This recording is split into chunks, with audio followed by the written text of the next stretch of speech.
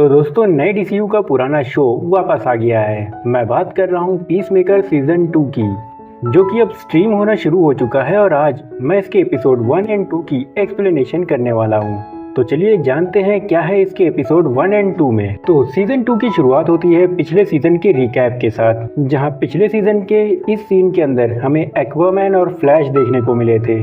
वहीं सीजन 2 के अंदर इस सीन के अंदर हमें हॉक गर्ल और ग्रीन लैंटर्न देखने को मिले। इसके अलावा सुपरमैन और मिस्टर टेरिफिक, और अगर साइड में देखा जाए इस कैरेक्टर को तो शायद ये मार्शियन मैन हंटर हो सकता है, जिन्हें अंधेरे में रखा गया है, जिसके बारे में मैं वीडियो के एंड में बात करूंगा। और उसके बाद कहानी प्रेजेंट में आती है और हम देखते हैं क्रिस को, जिसके घर के बाहर बर्फ ऐसी गिर रही थी मानो किसी ने पानी के अंदर हल्दी डाल दी हो। जिसके बाद वो उठता है और अपना पॉकेट डायमेंशन खोलकर ईगली को उसमें उड़ाने के लिए ले जाता है, क्योंकि इस वक्त उसके घर के बाहर काफी ज्यादा ठंडा था। और साथ ही यहाँ पे उसे एक अजीब सा क्रीचर भी दिखता है जिसे वो हाय कहता है, लेकिन वो क्रीचर क्रिस के हाय का कोई भी जवाब नहीं देता और वापस चला जाता है, जिसे देखकर समझ में आता है कि क्रिस इसे काफी टाइम से जानता है। वहीं जब ईगली काफी देर तक की लौट के नहीं आता तो क्रिस उसे ढूंढने निकल जाता है, जहां उसे ईगली एक दूसरे दरवाजे के सामने खड़ा मिलता है। और ये दरवाजा बिल्कुल क्रिस के दरवाजे जैसा था, लेकिन हैरानी की बात ये थी कि इस दरवाजे के बाहर भी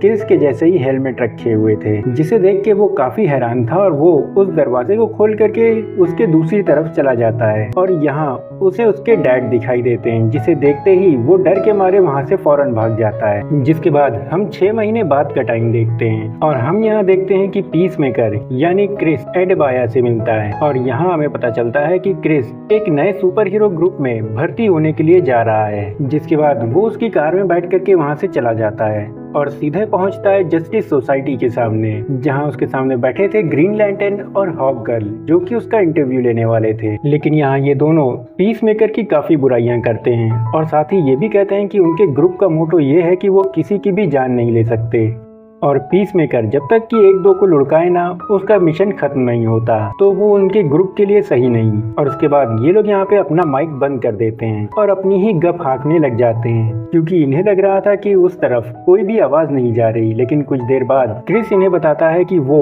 इन्हें सुन सकता है, जिस पर इन्हें समझ में आता है कि इनकी तरफ का माइक वो खराब हो चुका है। यानी इतनी देर से वो जो कुछ भी बोल रहे थे वो सारी बातें क्रिस ने सुनी।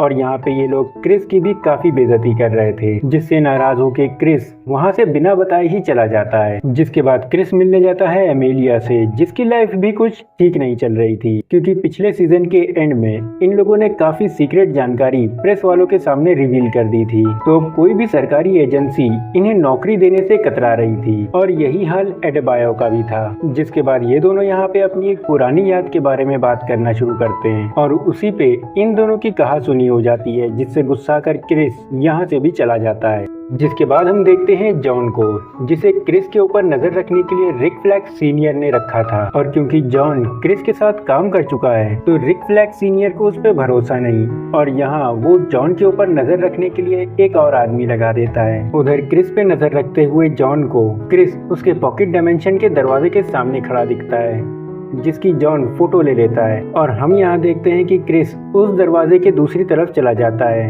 यानी उस दूसरे यूनिवर्स में। और यहाँ जाते ही क्रिस को उसका भाई मिलता है, जो कि यहाँ जिंदा था, जिसे देखकर क्रिस काफी इमोशनल होता है, क्योंकि उसकी लाइफ में सबसे बड़ा गिल्ट यही था कि उसकी वजह से उसके भाई की जान चली गई। जिसके बाद यहाँ ये तीनों बैठ करके काफी ड्रिंक करते हैं। वहीं इन सब के दूसरी तरफ हम अमेलिया को देखते हैं, जो कि बार में थी और यहाँ कुछ लड़के आकर के उसे छेड़ने लगते हैं। तो इस जगह अमेलिया बिल्कुल सीजन 1 के स्टाइल में उनकी धुलाई कर देती है, लेकिन इस बार वो लोग उस पर भारी भी पड़ते हैं और यहाँ उसे वो बुरी तरीके से मारते हैं। इसके अलावा हम देखते हैं जॉन को, जो कि वो फोटो ले जा करके दिखाता है एडेबायो को, और यहाँ वो एडेबाया को बताता है कि ये एक क्वांटम डायमेंशन है। वहीं हम देखते हैं क्रिस को, जो कि उसके भाई बाप के वहाँ से जाने के बाद उस जगह पे घूमना शुरू कर देता है।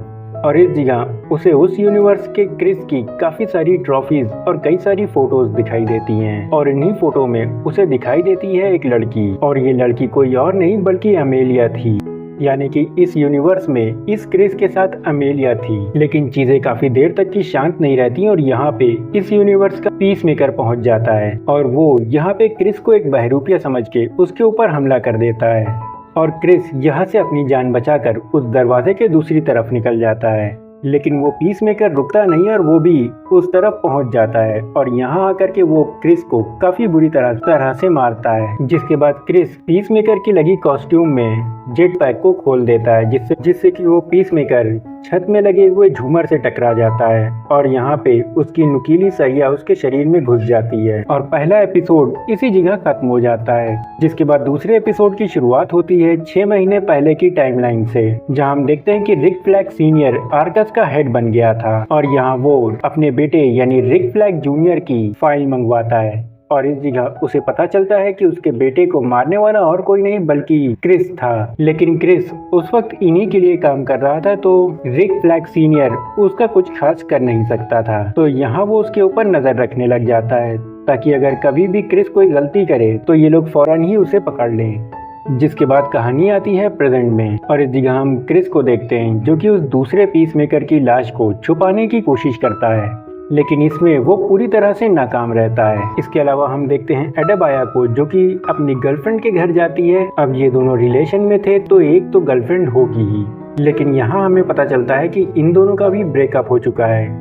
और उसके बाद सीन जाता है एमिलिया की तरफ जो कि एक मॉल के अंदर शॉपिंग कर रही थी और यहाँ उसके चेहरे पे घाव देख के वहीं खड़ी एक लेडी अमेलिया को समझाने लगती है और वो यहाँ उसे एक अबला नारी समझ लेती है। लेकिन इस जगह अमेलिया उसे जिस तरह से समझाती है उसे समझ में आ जाता है कि ये लड़की कोई अबला नारी नहीं। उसके बाद सीन शिफ्ट होता है जॉन की तरफ और यहाँ उससे मिलने एक आदमी आता है जो कि अपना नाम फ्लूरी बताता है और ये आदमी वही था जिसे रिक फ्लैग सीनियर ने जॉन के ऊपर नजर रखने के लिए भेजा था। जिसके बाद ये दोनों यहाँ क्रिस के ऊपर नजर रखने लग जाते हैं और तभी यहाँ पे आती है एडेबाया जो कि क्रिस से मिलने आई थी और यहाँ वो क्रिस को वही फोटो दिखाती है जो जॉन ने उसे दी थी, जिस पर क्रिस उसे बताता है कि एक क्वांटम डायमेंशन पोर्टल है जो कि 99 यूनिवर्स के साथ कनेक्टेड है। इसके अलावा क्रिस यहाँ पे एडेबाया को अपनी हालत बताने की कोशिश करता है लेकिन वो उसकी हालत को समझ नहीं पाती। हालांकि वो यहाँ पे क्रिस को बताती है कि रिक फ्लैग सीनियर उस पे नजर रख रहा है और जब भी क्रिस उस पोर्टल को खोलता है इन लोगों को उसके बारे में पता चल जाता है। जिसके बाद यहाँ एड्रियन पहुंच जाता है और एडेबाया इन दोनों को अमेलिया के घर इनवाइट करके चली जाती है। जिसके बाद क्रिस एड्रियन को सब कुछ बताता है और यहाँ वो उस पीसमेकर की लाश एड्रियन को दिखाता है। जिसके बाद ये दोनों ही यहाँ उस पीसमेकर की लाश को ठिकाने लगाने का काम शुरू कर देते हैं, जिसमें क्रिस की तो हालत पतली हो जाती है लेकिन एड्रियन इस काम को बड़ा एंजॉय करता है। और इसी बीच उस पीसमेकर का फोन भी गिर जाता है जिसे क्रिस उठा करके अपने पास रख लेता है और उसके बाद हम देखते हैं यहाँ पे वही क्रीचर फिर से बाहर आता है लेकिन इस बार क्रिस उसे वापस भगा देता है। और ये सारा काम खत्म होने के बाद क्रिस अपने रूम में जाकर सुकून से बैठता है और यहाँ वो उस फोन के अंदर अमेलिया और उसकी फोटोज और वीडियो देखने लगता है। और इस जगह अमेलिया की फोटोज देखकर लग रहा था कि इस यूनिवर्स में अमेलिया एक नॉर्मल लड़की है और इस यूनिवर्स जैसी कोई एजेंट नहीं। वहीं हम फ्लूरी को देखते हैं जो कि अपने हेड ऑफिस में कॉल करके बताता है कि जॉन और क्रिस दोनों ही एक साथ पार्टी में जाने वाले हैं। तो यहाँ वो एजेंट बोलती है कि फ्लूरी को वो एक नई टीम देगी और जॉन और क्रिस के जाने के बाद ये क्रिस के घर में जाएंगे और वहाँ जाकर छानबीन करेंगे और जॉन को वो इस पूरे मिशन से अलग रखने को कहती है। जिसके बाद हम देखते हैं कि ये सारे लोग अमेलिया के घर रात में इकट्ठा होते हैं और यहाँ ये लोग अपनी पार्टी करना शुरू कर देते हैं। वहीं दूसरी तरफ फ्लूरी अपनी टीम के साथ क्रिस के घर के अंदर घुस जाता है जहाँ इन्हें क्रिस के घर के अंदर एक अजीब सी एनर्जी के सिग्नेचर मिलते हैं और ये लोग ढूंढते ढूंढते उस दरवाजे तक पहुँच जाते हैं और यहाँ ये लोग उस दरवाजे को खोलने वाले ही थे कि तभी एंट्री होती है इस एपिसोड के हीरो की जो कि था ईगली और वो यहाँ इन पर हमला कर देता है और फ्लूरी की टीम में जितने भी लोग थे उन्हें बुरी तरह से घायल कर देता है। यहाँ तक उनमें से एक आदमी की तो वो आंख ही बाहर निकाल लेता है और यहाँ ये सारे लोग एक चील से पिट करके बुरी तरह से भागते हैं। वहीं इन सारी बातों से अनजान क्रिस उस जगह अपनी पार्टी में लगा हुआ था और यहाँ वो अमेलिया के साथ बैठकर बातें करना शुरू करता है पर यहाँ फिर उसकी बात नहीं बनती क्योंकि यहाँ वो अमेलिया की चोट देखकर उससे उसकी वजह पूछता है, जिसपे अमेलिया बताती है कि बार में कुछ लड़के उसके साथ बदतमीजी कर रहे थे। जिस पर क्रिस के मुंह से निकल जाता है कि अमेलिया को लड़ाइयों में पड़ने की आदत है, जो बात अमेलिया को बिल्कुल भी पसंद नहीं आती और यहाँ वो क्रिस की कंपनी छोड़कर अलग हट जाती है। जिससे कि क्रिस का भी मूड काफी ज्यादा खराब हो जाता है, क्योंकि यहाँ उसकी बनती हुई बात फिर से बिगड़ गई थी। जिसके बाद क्रिस नशे में धुत होकर के अपने घर पहुँचता है और वो इतने नशे में था कि उसे पता ही नहीं चल रहा था कि उसके घर में अभी अभी क्या हुआ। और यहाँ वो बैठकर उसी फोन में अमेलिया की और उसकी फोटोज देखने लगता है, और साथ ही यहाँ वो उस फोन से उसे एक मैसेज भी करता है, लेकिन वो मैसेज डिलीवर नहीं होता क्योंकि ये फोन एक दूसरे यूनिवर्स का था। जिसके बाद क्रिस उठता है और उस दरवाजे के पार जाता है और सीधे वो उसी यूनिवर्स में पहुंच जाता है। और इस यूनिवर्स में पहुंचते ही उसने जो मैसेज अमेलिया को किया था वो डिलीवर हो जाता है, जिसके जवाब में अमेलिया भी उसे हाय भेजती है। लेकिन उसका मैसेज सिर्फ यहीं तक नहीं रुकता और यहाँ पे अमेलिया क्रिस को एक ब्रोकन हार्ट भेजती है, जिसे देखकर यहाँ क्रिस का मुंह फिर से लटक जाता है और ये एपिसोड इसी जगह खत्म हो जाता है। तो गाइस, अभी तक इस सीजन में जो कुछ भी हुआ उसे देखकर पहले ही एपिसोड से लग रहा था कि क्रिस इस रियलिटी में जरूर जाएगा, और साथ ही एंड देख करके ये भी समझ में आ गया है कि इस यूनिवर्स में भी क्रिस और अमेलिया के रिश्ते सही नहीं चल रहे हैं। साथ ही अभी तक की हमें नहीं पता कि इस यूनिवर्स के पीस मेकर ने कौन कौन से कांड किए हैं। और अब बात कर लेते हैं उस बारे में कि आखिर सुपरमैन हमें अभी भी अंधेरे में क्यों दिख रहा है। तो जब सीजन 1 आया था उस वक्त सुपरमैन कौन होगा इस बारे में कुछ भी नहीं पता था, क्योंकि हेनरी कैविल को तो रिप्लेस कर दिया गया था। लेकिन डेविड कॉर्नस्वेट के आने के बाद भी इसे अंधेरे में दिखाना ये कुछ समझ में नहीं आया, या फिर यहाँ पे DCU डेविड कॉर्नस्वेट के भी सुपरमैन को रिप्लेस करने वाला है। देखो, मैं गारंटी से तो नहीं कह सकता, लेकिन अभी तक की हम लोगों ने जो भी DCU में देखा उसमें तो यही हुआ कि जिस कैरेक्टर को भी इन्होंने छुपाया वो रिप्लेस हुआ है। खैर, अब देखते हैं आगे क्या होगा। ये वीडियो यहीं तक। आपको ये एक्सप्लेनेशन पसंद आया हो तो लाइक करना, चैनल पे नए हो तो सब्सक्राइब जरूर करना। तो अब मैं सुफियान इजाजत चाहता हूँ। Good luck.